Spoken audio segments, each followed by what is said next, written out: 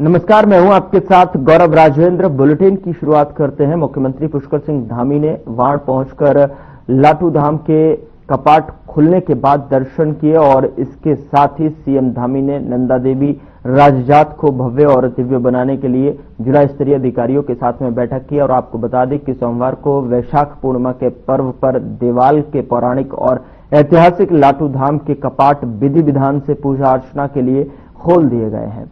जागरों और ढोल की थाप पर पशुओं ने अवतरित होकर देव दर्शन देते हुए श्रद्धालुओं को आशीर्वाद दिया। और अधिकारियों के साथ हुई बैठक में सीएम ने राजजात यात्रा को भव्य और दिव्य बनाने के लिए कार्य योजना तैयार कर कार्यों में तेजी लाने के निर्देश दिए।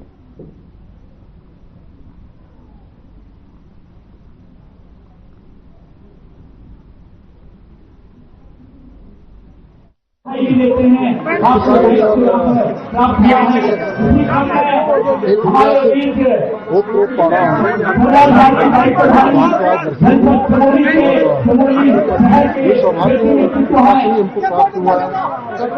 ये धाम हमारा विकसित हो, इसके आसपास हेलीपैड बने, अन्य सुविधाएं बने, पार्किंग बने, माँ नंदा राजजात यात्रा भी हमारी होनी है।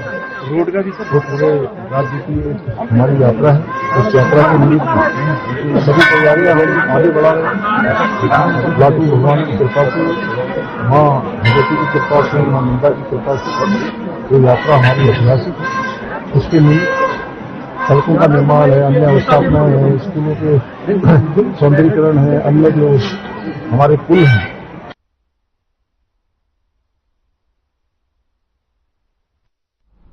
मुख्यमंत्री पुष्कर सिंह धामी से सोमवार को मुख्यमंत्री आवास में पर्यटन और शिक्षा के क्षेत्र में निवेश के इच्छुक निवेशकों के प्रतिनिधिमंडल ने भेंट की। और इस अवसर पर कैबिनेट मंत्री सौरभ बहुगुणा भी मौजूद रहे। और इस प्रतिनिधिमंडल में प्रतीक सूरी, सीईओ मासेर ग्रुप और हेमंत मैनी, एमडीआर और इन्वेस्टमेंट कंपनी की UK head of Aditya Vikram Somani, VP business development Urvashi Sahay और ग्लोबल मैनेजमेंट कंसल्टेंट शामिल थे। और इस अवसर पर मुख्यमंत्री पुष्कर सिंह धामी ने निवेशकों को आश्वासन दिया कि राज्य में लाइसेंस सहित सभी औपचारिकताओं के तत्परता से अनुमोदन के लिए सिंगल विंडो सिस्टम की व्यवस्था की गई है।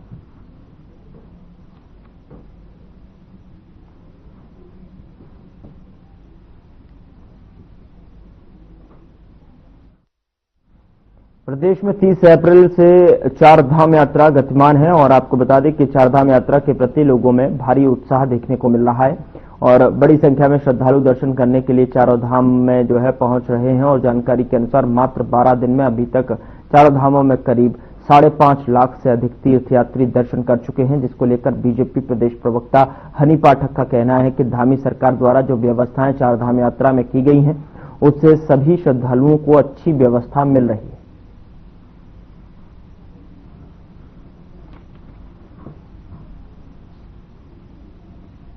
में ही 5.5 लाख से ज्यादा श्रद्धालु यहां पर दर्शन कर चुके हैं और 27 लाख से ज्यादा का आंकड़ा रजिस्ट्रेशन का पार हो चुका है। वह यह दर्शाता है कि आने वाले श्रद्धालुओं के तीर्थयात्रियों की जो सुख सुविधाएं यहां पर करी जा रही है वो पूरी तरीके से सही है। अच्छे भोजन की व्यवस्था, पानी की व्यवस्था और जो तीर्थयात्री हमारे यहाँ पर आएंगे उनके लिए अच्छे शौचालय की व्यवस्था, ये पूरी तरीके से धरातल पर दिखाई दे रही है और तीर्थयात्री यहाँ पर आकर काफी खुश नजर आ रहे हैं।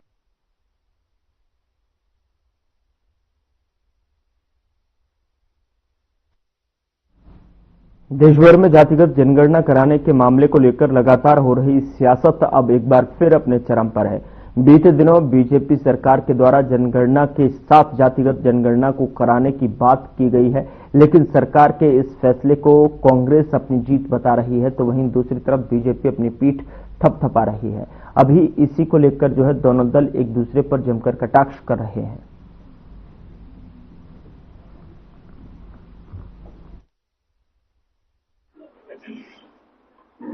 अरे कांग्रेस का तो सबसे पहला स्टैंड यही था। कांग्रेस के नेता राहुल गांधी जो इंडिया ब्लॉक के पार्लियामेंट के अंदर नेता हैं, लोकसभा में विपक्ष के नेता हैं, उन्होंने संसद के अंदर ही ऐलान किया था कि हम जातीय जनगणना करवा के रहेंगे, इस संसद से ही पास करवा के रहेंगे। यह ऐलान किसका था? राहुल गांधी का। राहुल गांधी के इस ऐलान पर अनुराग ठाकुर का बयान याद करिए, स्वयं प्रधानमंत्री नरेंद्र मोदी जी का बयान याद करिए, पूरी भारतीय जनता पार्टी के एक एक नेता का जातीय जनगणना के खिलाफ जो जहर उन्होंने उगला।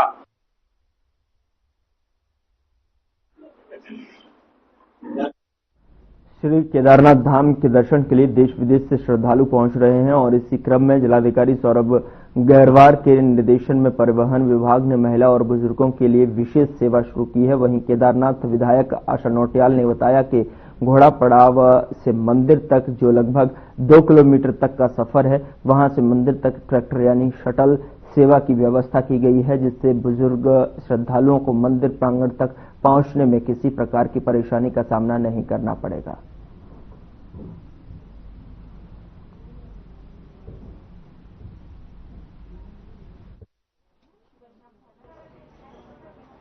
देखिए, ट्रैकर तो जहाँ से मतलब हमारा घोड़ा पड़ाव है और वो ट्रैकर केदारनाथ में ही है, तो जहाँ से वो उतरेंगे जितनी जगह वहाँ पैदल जाने के लिए मंदिर तक है 2 किलोमीटर 1.5 किलोमीटर वो पड़ता है, तो वहाँ से वो यात्री को मंदिर तक ले जाएंगे।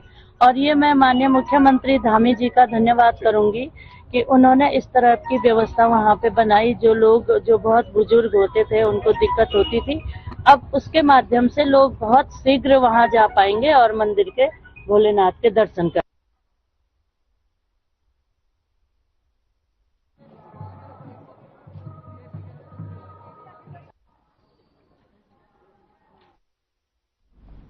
रामनगर के रानीखेत रोड स्थित कांग्रेस कार्यालय को लेकर बीते रोज बड़ा बखेड़ा खड़ा हो गया। बता दें कि कांग्रेस के पूर्व विधायक रणजीत सिंह रावत ने इस मामले में पुलिस प्रशासन पर सीधे तौर पर गंभीर आरोप लगाए हैं। इस मामले पर रणजीत रावत का कहना है कि सुबह उन्हें जानकारी मिली कि कांग्रेस कार्यालय के गेट पर लगे उनके ताले को तोड़कर किसी अन्य व्यक्ति द्वारा नए ताले लगा दिए गए। इस जानकारी के बाद में वह मौके पर पहुंचे और अपने पुराने ताले वापस लगवाए।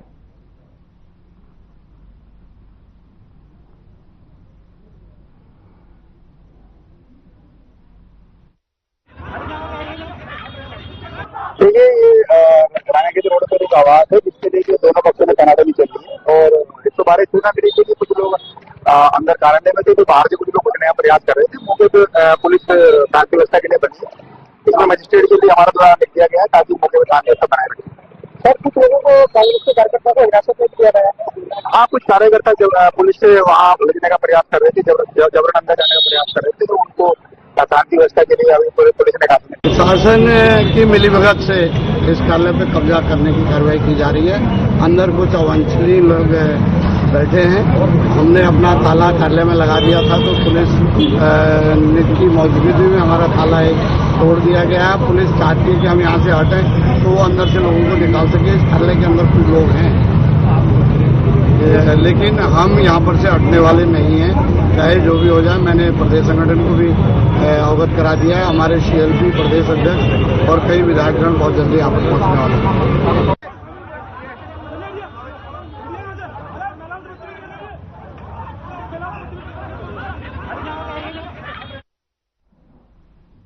उत्तराखंड में UCC लागू होने के बाद से ही लिव इन रिलेशनशिप का विरोध नजर आया है। कांग्रेस के नेताओं द्वारा UCC में लिव इन रिलेशनशिप के प्रावधान को लेकर लगातार सरकार का विरोध किया है।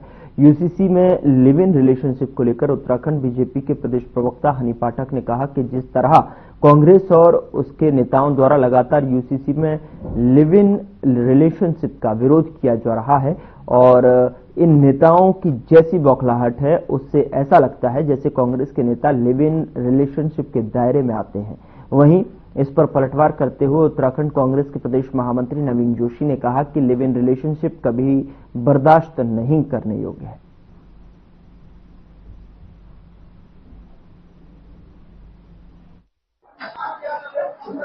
देखिए, कांग्रेस के अगर पदाधिकारियों के बारे में देखा जाए तो कांग्रेस के नाम लेकर अगर मैं डायरेक्ट बोलना चाहूं तो इनके वरिष्ठ से वरिष्ठ नेता लिव इन रिलेशनशिप में रह रहे हैं और उन्होंने कहीं किसी से परमिशन नहीं ली है।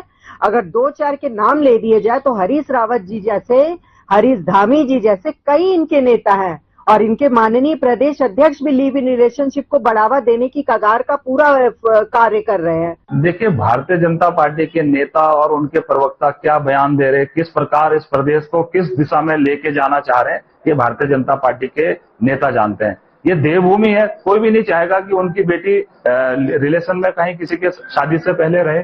और ये भारतीय जनता पार्टी के नेता ये बताएं कि अपने परिवार के लोगों को ये मान्यता देंगे, ये उनको रहने देंगे। ये तो कभी भी 15 दिन का आप नोटिस दे दीजिए और उसके बाद छोड़ दीजिए, दूसरे के साथ चले जाइए। इस प्रकार का जो ये इन्होंने नियम बनाया है बिल्कुल भी स्वीकार योग्य नहीं है।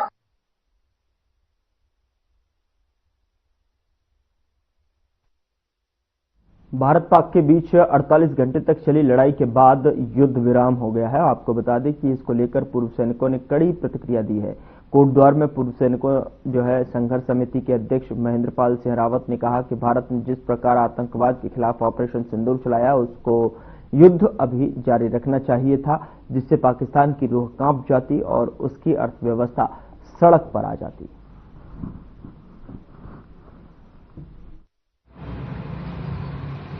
Sir, can you give a number of assets?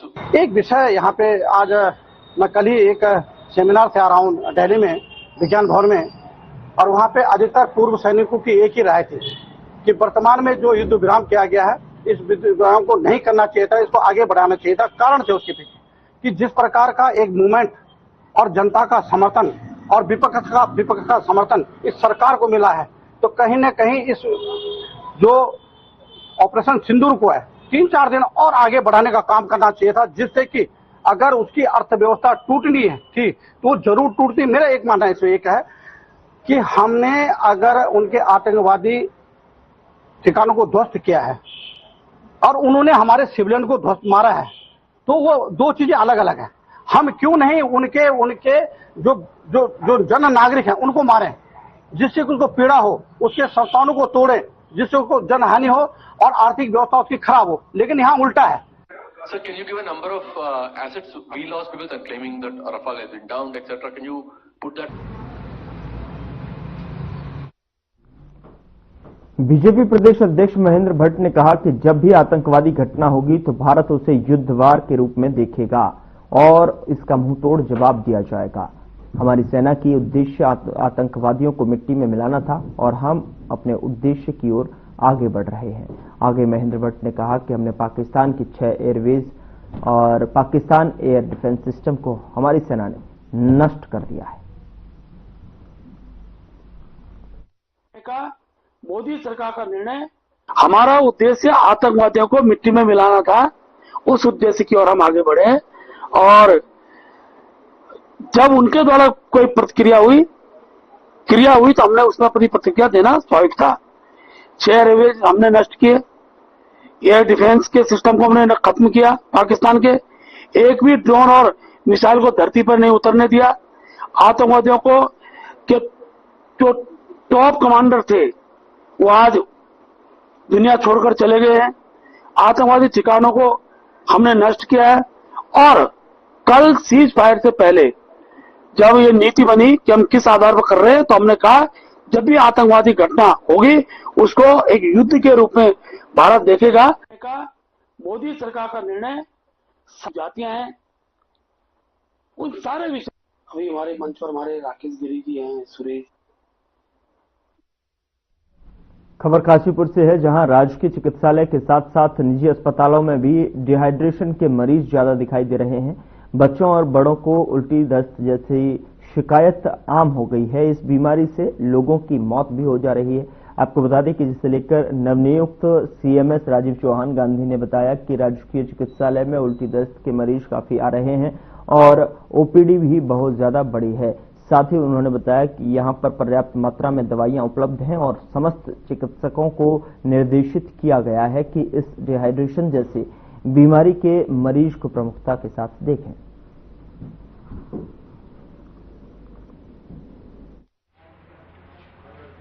क्योंकि हमारे यहाँ अभी जो है जैसे गर्मी का सीजन बढ़ रहा है वैसी जो है हमारे पास मरीजों की संख्या बढ़ती चली जाती है। पहले हमारे यहाँ 500 से 600 ओपीडी हो रही थी, लेकिन अब 700 से 800 ओपीडी बढ़ गई है, जिसमें तुम्हारा दस्त मतलब और उल्टी के मरीज, ये मरीज जो है ज्यादा आ रहा है। अनडाइजेशन की प्रॉब्लम हो रही है, जिसकी वजह से जो है मरीजों की संख्या बढ़ भी रही है। कुछ मरीज हम भर्ती भी कर रहे हैं, उनके लिए हमारे पास पर्याप्त सुविधाएं हैं और पर्याप्त दवाइयां भी उपलब्ध हैं। और इस समय हमने जो है वैसे भी ठंड से बचने के लिए कूलर वगैरह, पंखे वगैरह की सब व्यवस्थाएं हमारे पास दुरुस्त हैं, ठीक है, और किसी चीज की दिक्कत यहाँ आ नहीं रही है।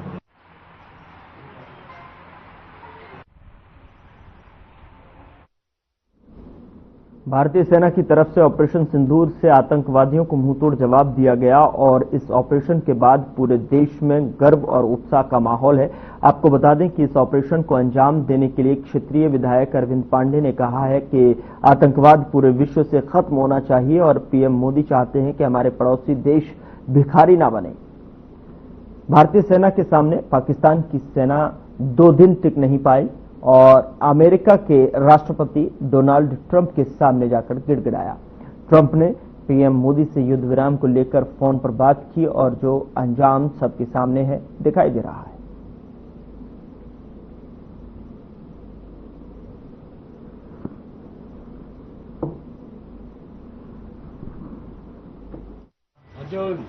कहा कहते हैं और देश के प्रधानमंत्री हमेशा कहते आए हैं कि हम पड़ोसी मुल्क से कभी युद्ध नहीं चाहते, हम मित्रवत संबंध चाहते हैं।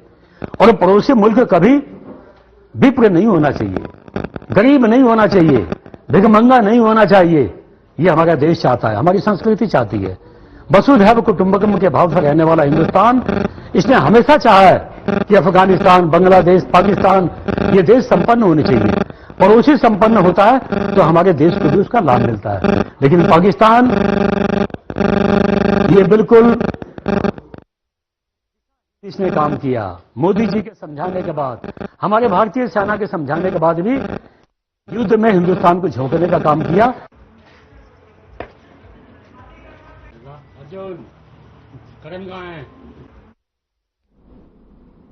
भारत पाकिस्तान के बीच तनाव कम होने के बाद चारधाम यात्रा एक बार फिर तेजी पकड़ती हुई दिखाई दे रही है। यात्रियों की संख्या में इजाफा होने से यात्रा संचालित करने वाले संयुक्त रोटेशन व्यवस्था समिति के चेहरे पर भी रौनक नजर आई है। बता दें कि उम्मीद है कि स्कूलों की छुट्टी पड़ते ही चारधाम यात्रा चरम पर होगी। बता दें कि भारत पाकिस्तान के बीच चल रहे तनाव का असर चारधाम यात्रा पर भी देखा गया है। 28 अप्रैल से शुरू हुई चारधाम यात्रा में जिस तेजी के साथ में यात्री ऋषिकेश आए और यात्रा मार्ग पर रवाना हुए, वह यात्रियों की संख्या भारत पाकिस्तान के बीच तनाव के चलते धीरे धीरे कम होने लगी थी।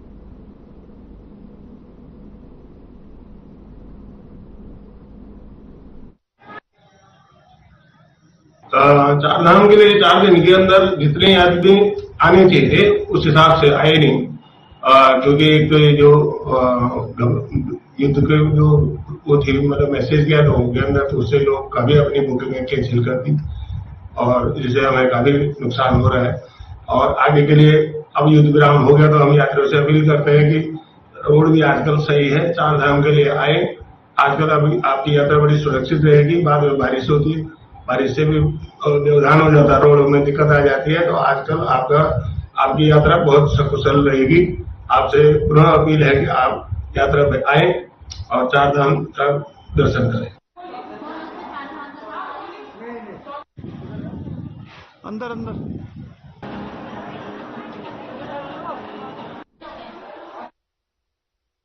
चारधाम के लिए 4 दिन के अंदर जितने आदमी आने चाहिए उस हिसाब से आए नहीं, क्योंकि एक तो जो युद्ध के जो वो थी, मतलब मैसेज किया लोगों के अंदर, तो उससे लोग काफी अपनी बुकिंग कैंसिल कर दी और जिससे हमें काफी नुकसान हो रहा है। और आगे के लिए अब युद्ध विराम हो गया तो हम यात्रियों से अपील करते हैं कि रोड भी आजकल सही है, चारधाम के लिए आए। आजकल अभी आपकी यात्रा बड़ी सुरक्षित रहेगी। बाद में बारिश होती है, बारिश से भी व्यवधान हो जाता है, रोड में दिक्कत आ जाती है। तो आजकल आपकी यात्रा बहुत सकुशल रहेगी। आपसे पुनः अपील है कि आप यात्रा पे आए और चारधाम का दर्शन करें। अंदर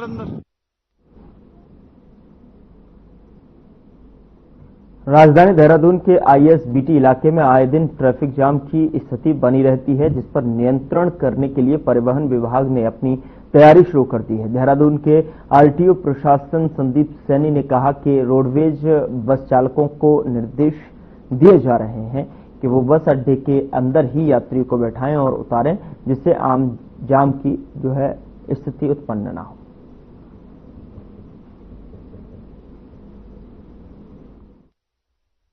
इसमें जो ISBT हमारा एक मेन जंक्शन है और शहर का हमारा फेस होता है, कोई भी अगर आता है तो उसमें वहां जाम की स्थिति बनी रहती है। उसमें हम ये प्लान कर रहे हैं कि जो गाड़ियां जहां से मूवमेंट होनी है, सपोज रोडवेज की ही गाड़ियां हैं, अगर उनका मूवमेंट अंदर से होना है, सवारियां वो अंदर ही छोड़ें और सवारियां वो अंदर से ही बिठाएं, जिससे जाम की स्थिति ना उत्पन्न हो।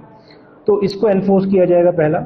दूसरा, जो हमारे जो लोकल ट्रैफिक है, जैसे हमारे विक्रम्स हैं, जो पब्लिक ट्रांसपोर्ट है, या हमारे मैजिक है, वो उस चौराहे पे बिल्कुल ISBT के सामने खड़े होकर सवारियां ना भरें।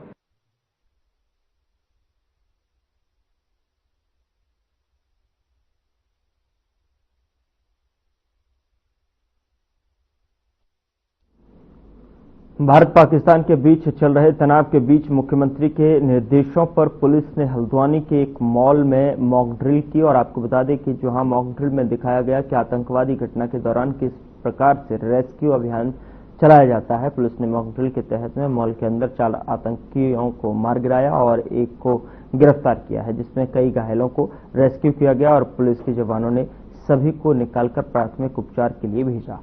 पुलिस ने मॉक ड्रिल से जो है आतंकवादी घटना के दौरान क्षेत्र को छावनी में तब्दील कर दिया और यातायात को डायवर्ट किया।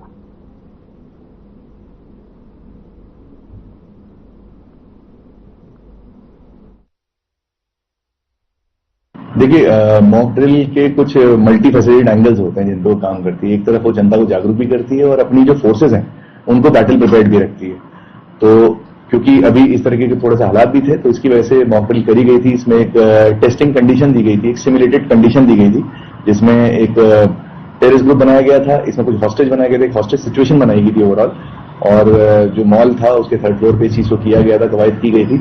इसमें हमारी एंटी टेरर स्क्वाड, हमारी सशस्त्र सीमा बल की लेफ्ट और राइट फ्लैंक रखे गए थे। इसके साथ साथ हमारी QRT थी, क्विक रिस्पांस टीम थी, और बाहर का जो कॉर्डन था हमारा, यानी तीसरी रिंग जो थी वो हमारी लोकल पुलिस की थी। इसके साथ साथ SDRF, क्योंकि इसमें हमने कुछ डमी घायल बनाए थे जिनको लेके जाया गया था, उसमें स्वास्थ्य विभाग की टीम भी थी, प्रशासन की टीम भी थी। इसके साथ साथ जो BDS टीम थी। तो एक मॉक ड्रिल जो होती है, जिस तरह से कवायद होती है कि पहले ATS अपना काम करती है, फिर बाकी टीम्स अपना काम करती हैं, लास्ट में उस एरिया को सैनिटाइज किया जाता है, BDS के थ्रू चेक किया जाता है, तो सारी की सारी कवायद हुई थी।